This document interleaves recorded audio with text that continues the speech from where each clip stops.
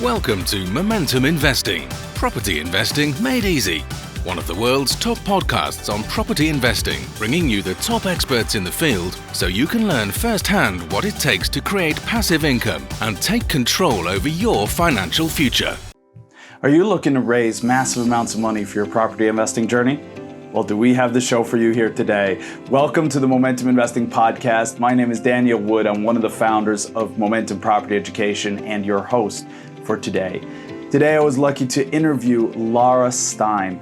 Lara is an amazing businesswoman. She was the creator of Tedx and is now one of the founders of Boma, a management company that teaches managers how to lead with purpose, people, and profit in mind.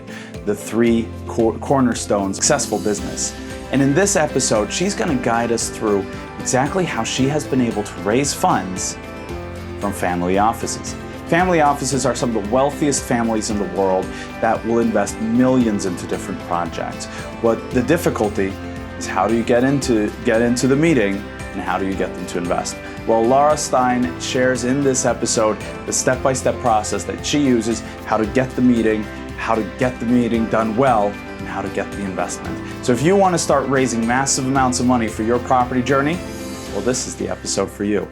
So let's have some fun. Let's jump straight to the interview. I hope you enjoy it. Thank you so much for joining us, and I'll see you on the other side. Welcome to the Momentum Investing Podcast. I'm here with Lara Stein. So excited to have you here on the show, Lara. Nice to be here. Thank you for having me. Yeah, no, we're super excited to have you. And please, before we get into kind of the details of how you have raised finance and you do raise finance, please share a little bit about, who you are, your background, and your business. Sure. So my name's Lara Stein, and I am running an organization called Boma Global.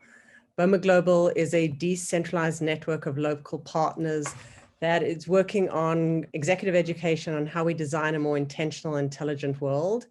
And I founded Boma with a network of partners, all who have a background and as social entrepreneurs and entrepreneurs. They then went on to help me found Tedx in their region of the world. And finally, they helped me build and bring the Singularity brand to their regions of the world. And so they have a long history in designing and developing inspirational programming and training. They also have really connections to some of the best thought leaders across the world. And they are really individuals out of the networks that I've worked with. And I've built 3 global networks who I deeply respect and know they can execute on a very high level. And so my founding partners and I are developing a series of corporate training modules, leveraging some of the top thought leaders in the world around what you need to know and who you need to be in order to lead more responsibly in the future. Wow, that's amazing. So, I know you kind of sped through a little bit, but that was so many cool things you just listed there in like 30 seconds. How you've been a part of, actually, you were the one who set up and created kind of TEDx globally and got that out. And now some of your top partners there, you've come together to create Boma to really change the way where, we lead companies and we lead into the future. What's the goal? What's the vision? What will that become? So the vision is that, obviously we living in very complicated times. We have all these vectors coming together, and it's not just COVID, but climate change, geopolitical change, social change. And if you look back in history, Milton Friedman's doctrine of how organizations should be run primarily for shareholder supremacy, there's definitely a movement away from that idea, and that in order to build responsible companies of the future, we need to look at create an environment where it's about profit, people, and purpose. And so really the vision for Boma is, how do we educate future leaders to think about their responsibility beyond just shareholder primacy?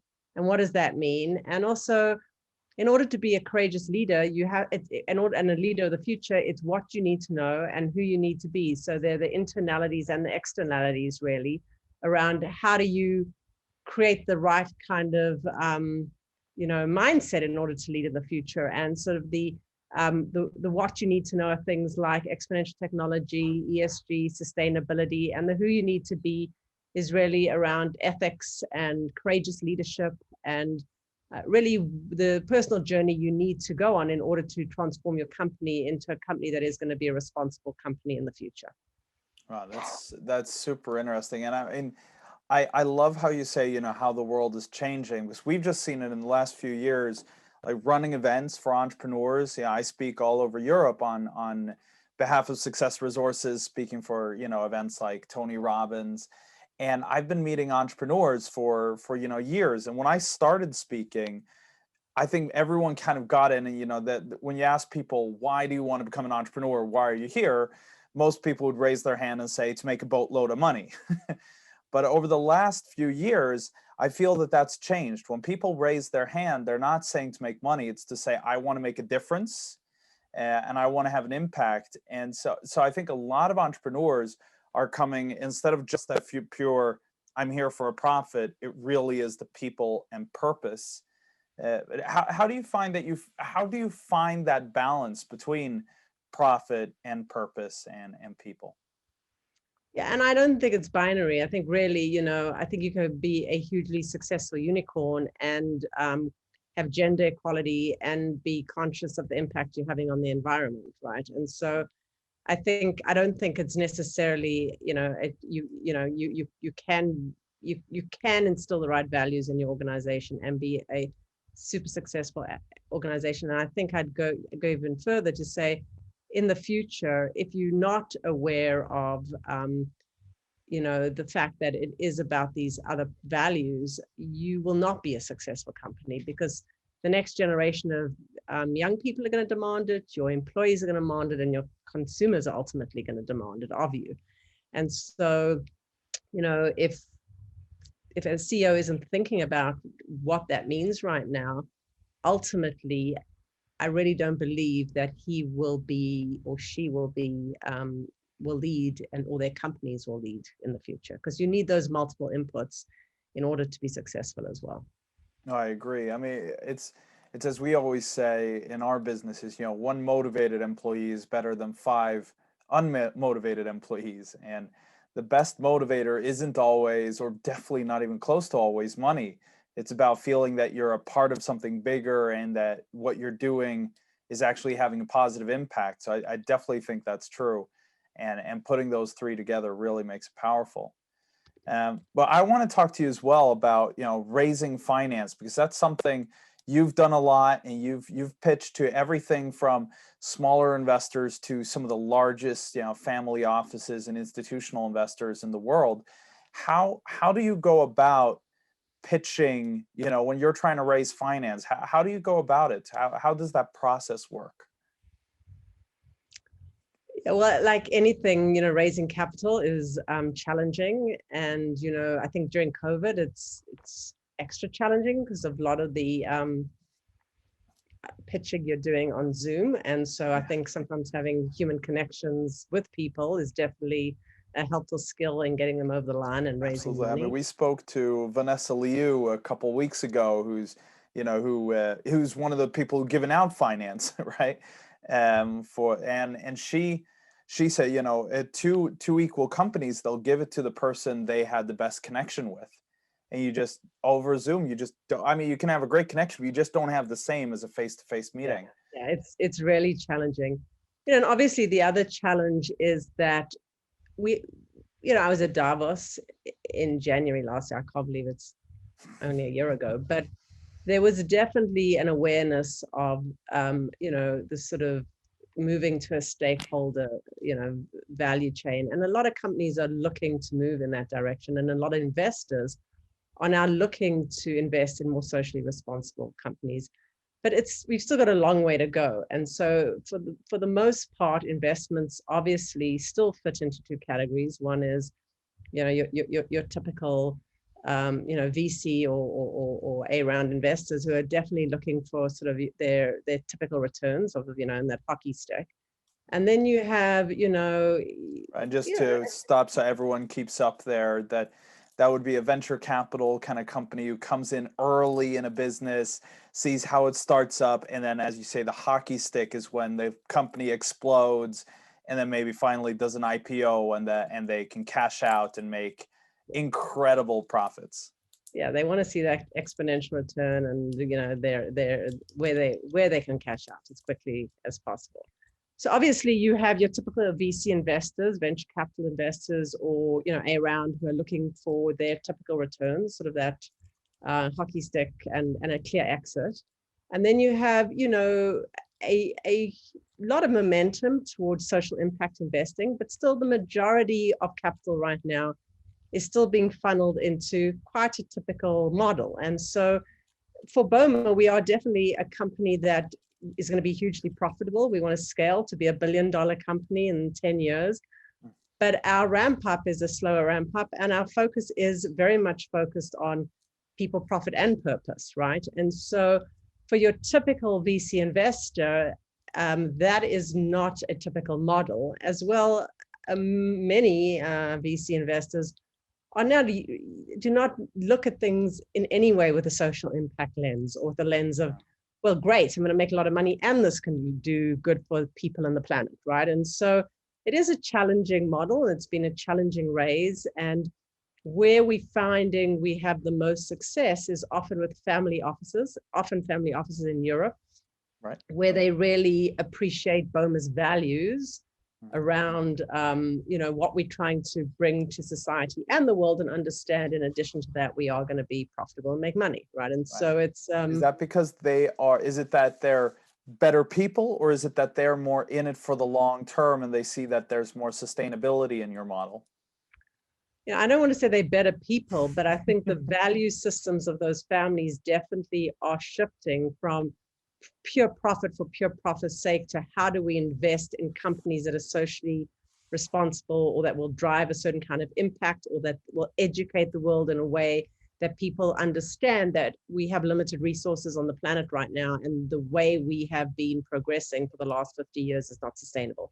And so they definitely, as a family, have that lens, right? And so therefore, the investments are more focused on sort of an ESG model, although they've been doing this for many years and didn't pre-ESG, but they definitely are, able to bring their values to the way they're investing. So and there's more values in that investment model rather than just a pure money grab kind of thing. Yeah, and there are a lot more funds or groups of family offices in Europe that are now coming together to really figure out what does it mean to invest in a way that is both about profit and purpose. And at least I've found in the US, it's further behind at this point, that lens.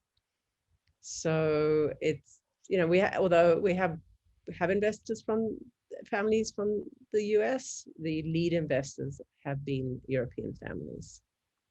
I think one thing a lot of our listeners would love to hear more about is, how do you get that meeting with the family offices in the first place? How do you get in the door? Yeah, so I think, with everything in life, it's about networking, right?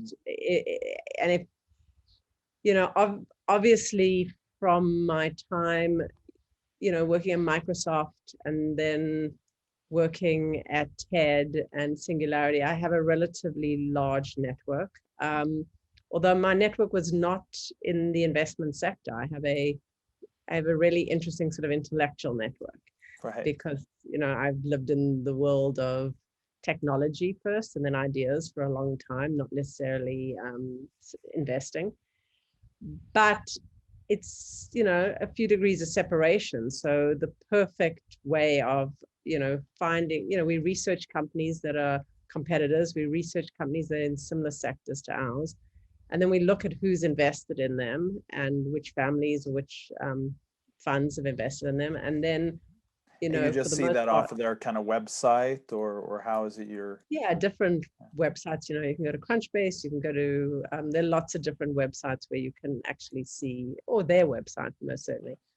And then I try and find, either through myself for the most part, or my founding partners, who's closest to that family or individual or organization. And then we try to find a way to get sort of a warm intro and connect that way. That's what they say, isn't it? That we're all, you're like 6 steps away from everyone in the world. So if you can just find that that path, you can get an introduction to anyone. Yeah. Well, and then there are also these people that are sort of super networkers, and they within the financial sector, there are most certainly those people that are super connected to the types of people or types of investors that you'd want to target.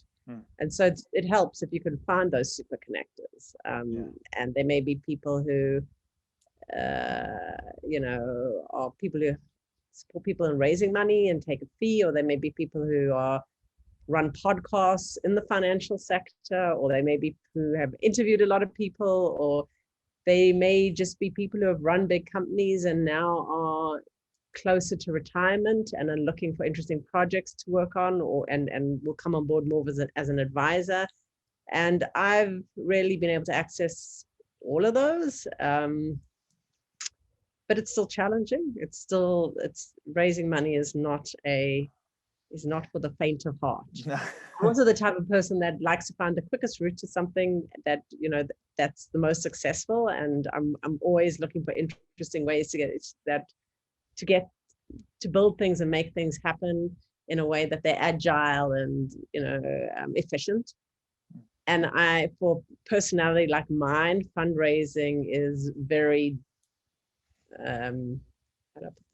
frustrating, in that I want to just raise this money and build my vision and get on with it, right, and make it successful.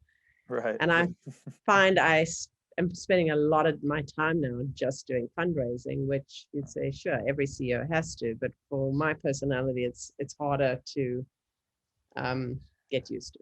Yeah, well, it's not, it's a means to an end. It's not the end. It's not the path you want to be going. It's something that has to be done for you to start. So I can imagine once it's over, you can start with this fun stuff. Exactly. So once you get that meeting with them, you get your warm introduction, you're able to kind of get in the door and, today, get them on a Zoom call. What do you kind of do then? What kind of questions are they asking? What are you showing them? Do you have, like a large pitch deck you send over, or do you let them come into the meeting cold, or how does it work? Yeah, generally, it really depends. I mean, I've pitched to large groups of people and then I've pitched to individuals, but generally we have our fundraising deck.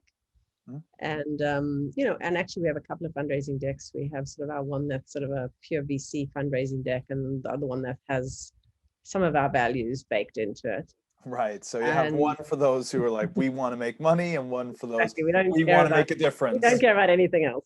Yeah. But that's great advice though. You got a formal, nice looking presentation, but it's not what you want to say, it's what they want to hear, that you're kind of keep in mind while you're putting it together.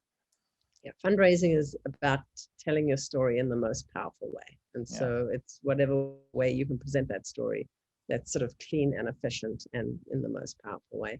And so generally in a first meeting, we will take a potential investor through that deck and allow them to ask any questions. And then the second meeting, we would dive deeper into the financial model and take them into, and sometimes they'd bring additional people to that call and take them through our financial model.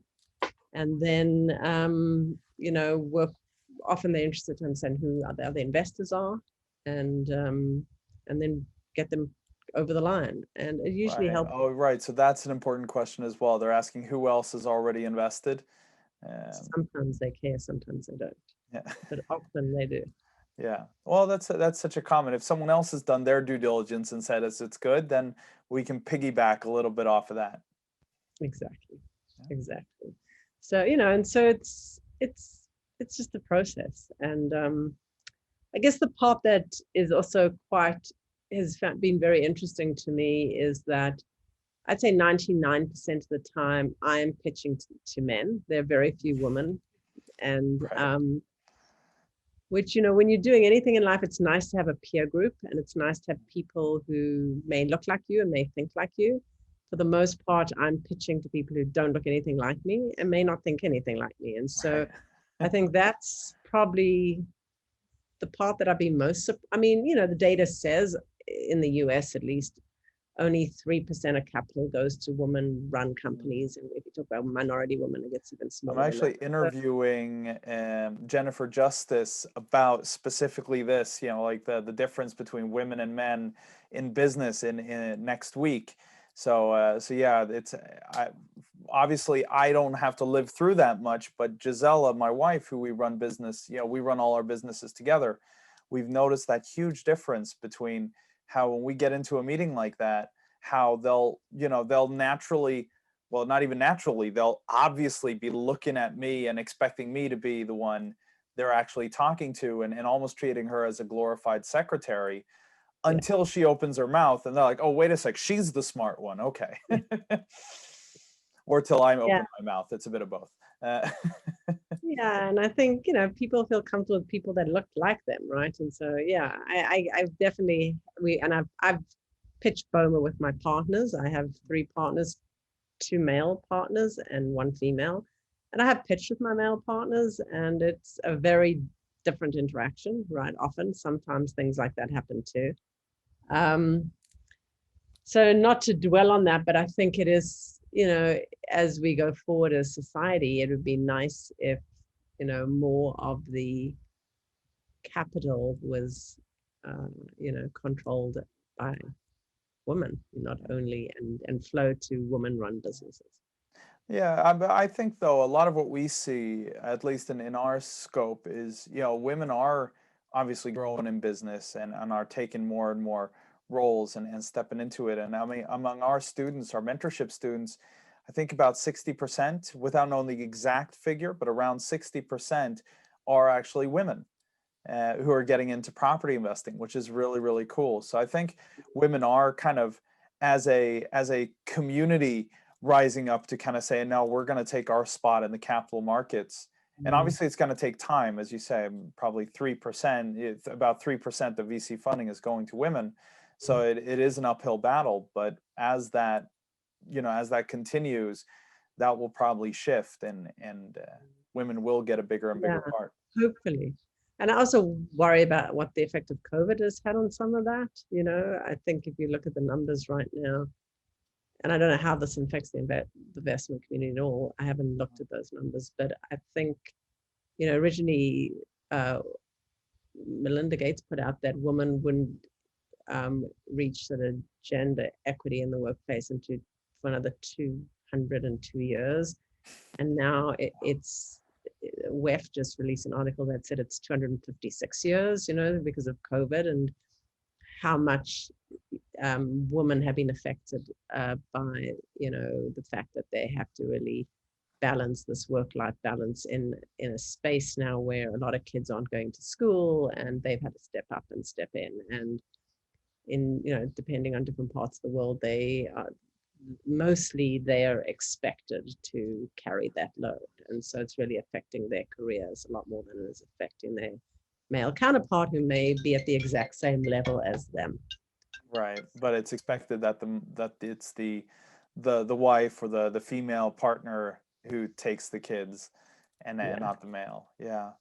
Oh, hey, I guess it's up to us to make that shift, right? Not let it take 256 years, but keep doing our part to make it go faster. Yeah, and I think also acknowledge the impact that COVID has had on, women's, role within the workforce, and see how we can counter that with, in different ways. So how do you kind of overcome that in a meeting? If you're sitting with investors and you kind of, how do you get around that? How do you get the focus off of your gender and onto the actual investment pack? I don't think it's ever on my gender, but I definitely feel sometimes that having my male counterpart in the room does help, right? As for credibility, and which is ridiculous that you should need it considering your experience, but it is what it is sometimes. Yeah, and I mean, one of my partners is German, and he is an older German guy with a lot of experience, and I've spoken to him just in general. In Germany, there are very few female in leadership positions, right? There are very few female CEOs. It's still quite uneven in leadership and gender. And so that's not something I can fix. It's just something I can be aware of. I can fix in that I can bring him along to meetings. I can't shift people's underlying values or perception of what a leader looks like. If they think a leader is an old white man, well, then I'm not going to fit that box, and they're not going to invest in Boma. But I think for the most part, but you can leverage the fact then that you have a older white gentleman, let him stand there in the room and say, see, there is it. Now let me present my thing. And the other challenge I've come up against, I spent the first 25 years of my life in the for-profit world. I mean, I ran a division of Microsoft. I've run, a division of Marvel Comics. I ran their licensing department. I've rolled up 3 companies and created an internet strategy company that became the flagship of a much bigger roll-up that we took public, right? And yet, because Tedx is the thing I'm most well known for, immediately the perception, and I just had an interesting fundraising call where at the end of it, the amazing guy said, he was actually amazing. He said to me, so have you run any for-profit companies, or, run any, have you worked in for-profit? And my whole first part of my life was in for-profit, right? But I think because I am most well known for Tedx, which was a nonprofit, and I scaled that from, nothing to 3,000 events a year. And I, then went on to run Singularity University's global expansion, which was a B Corp. The perception of me is that I have grown up in the nonprofit world, but I grew up in the for-profit world. So that's also a challenge when I'm raising money, to sort of rectify the fact that it's... Right, of course, because they don't want someone who's thinking nonprofit to manage their for-profit money, so to speak. And yet the fact that I, scaled an organization from 0 to 3,000 events a year and billions, views on the YouTube channel it would be the same process to scale regardless. I'm able to scale at a global level. And so it's just something I have to be aware of. Perception is an interesting thing. And make sure you tackle those objections and build that rapport. Yeah, exactly. And the rapport is everything, for people to trust that you're going to be able to run the company, scale the company, hit your targets, deal with things like COVID and pivot, which we did do. It's all giving the investor the confidence that you can manage all of that. That's brilliant. So to summarize there, the steps would be: check your network, and check your kind of the competitors or similar companies in the industry to see who has invested with them. See who in your network can give you a warm introduction. Have a kind of at least semi-custom built investment pack, and then build a good rapport in the room and try to roll with the punches as it comes with all the perceptions that exist, and try to overcome that and prove that you can achieve what you've set out to achieve. Yeah. I mean, investors definitely have quite a herd mentality. So if you could find that one guy that's willing to come in as your lead, and then he has people in his network that he's brought into deals before, that often helps you sort of get it over the line. Right. Yeah. No, we've seen that here on Gotland. They kind of the richest people here kind of congregate in investment groups by industry, and so you never really get one. It's like you get the whole group, or no one. Exactly. Cool. Well, I would love to talk more, but we're out of time. So I know everyone wants to listen more to you. So I'm thinking, is there any way we can connect to you, learn more, follow your progress, or maybe even invest ourselves in Boma and be a part of your hockey stick journey? That would be great. You can take a look at what we're doing at boma.global, and we have a lot of really interesting both open enrollment programs coming up, and we also go into companies and we work with them on, again, how we can educate everybody from the C-suite on down on what they need to know and who they need to be to lead in the future. And a lot of that is available on our website at boma.global. And then to reach out to me, my email is Lara, Lara, .stein@boma.global. Perfect. And I'll add links to both of these in the show notes. So thank you so much for sharing, Laura. If anyone wants to reach out, well, you know how to connect. And yeah, thank you so much for listening. I have some exciting news here in a moment, so please stay with us. Thank you so much for joining us here today at the Momentum Investing Podcast. Make sure you subscribe to the podcast so you get updates on all future episodes. We've interviewed amazing people like Laura, like Vanessa Liu, like Kim Kiyosaki, like Jordan Harbinger, and we got many, many exciting guests coming on in the next few weeks. Now, next week, we have a very exciting show for you, because we have asked a property investor who has literally come out of nowhere and blown up his portfolio. He has specialized on rent-to-rent and built a massive portfolio of rent-to-rents, including a hotel that he's been able to acquire on rent-to-rent basis.